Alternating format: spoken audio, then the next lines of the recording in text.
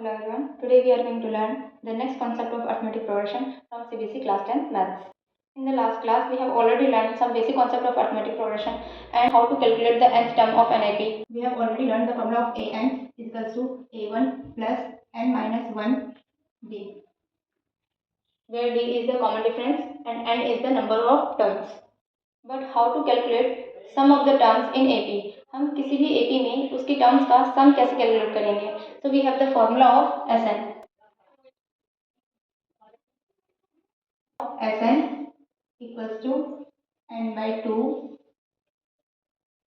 2a bracket n minus 1 into d.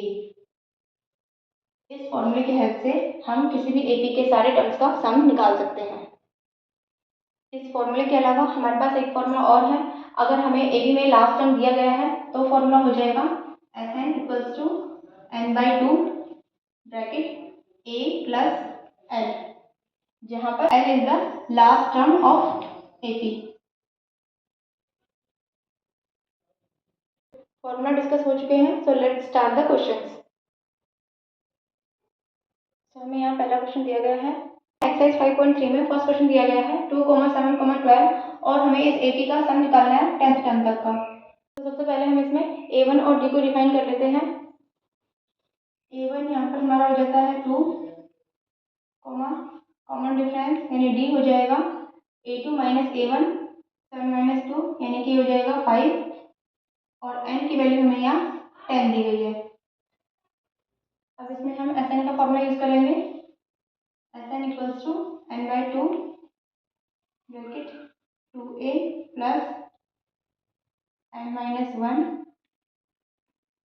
d। तो अब हम वैल्यू पुट करेंगे।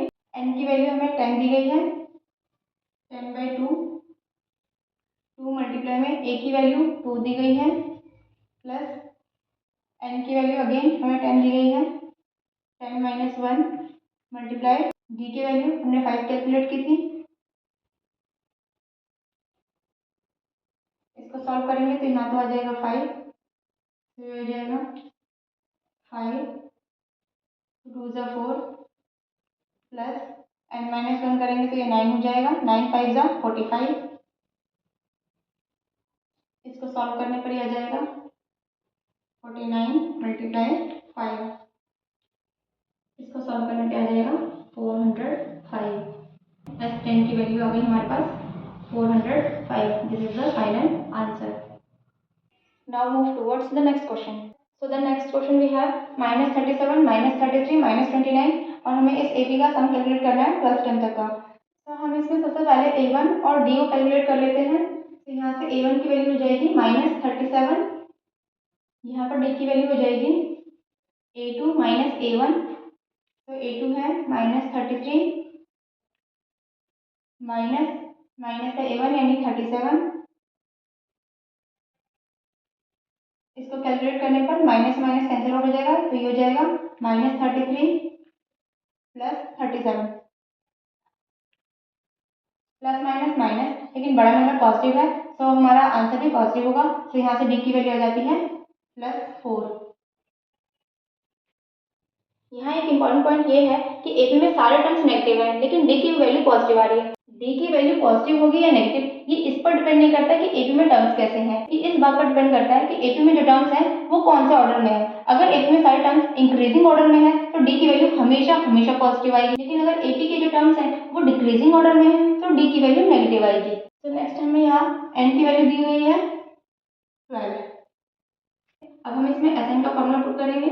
Sn equals to n by 2 2a plus n minus 1 into d. अब हम बस इसमें वैल्यू पुट कर लेंगे। तो n की वैल्यू 12 दी गई है, तो ये हो जाएगा 12 by 2 ब्रैकेट 2 मल्टीप्लाई a की वैल्यू -37 प्लस अगेन n की वैल्यू 12 माइनस 1 इंटू डी की वैल्यू हमने अभी कैलकुलेट की है 4।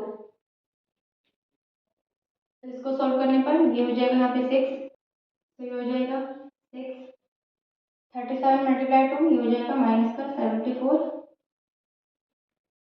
प्लस 12 माइनस 1 ये हो जाएगा 11 मल्टीप्लाई में 4, तो ये होगा 6 माइनस 74 प्लस 44। इसको सॉल्व करने पर ये हो जाएगा -30 मल्टीप्लाई 6, तो आंसर होगा S12 की वैल्यू आ जाएगी -180। This is the final answer. इसी तरह से इस फॉर्मूले का यूज करके इस एक्सरसाइज के सारे क्वेश्चन इजीली सॉल्व किए जा सकते हैं।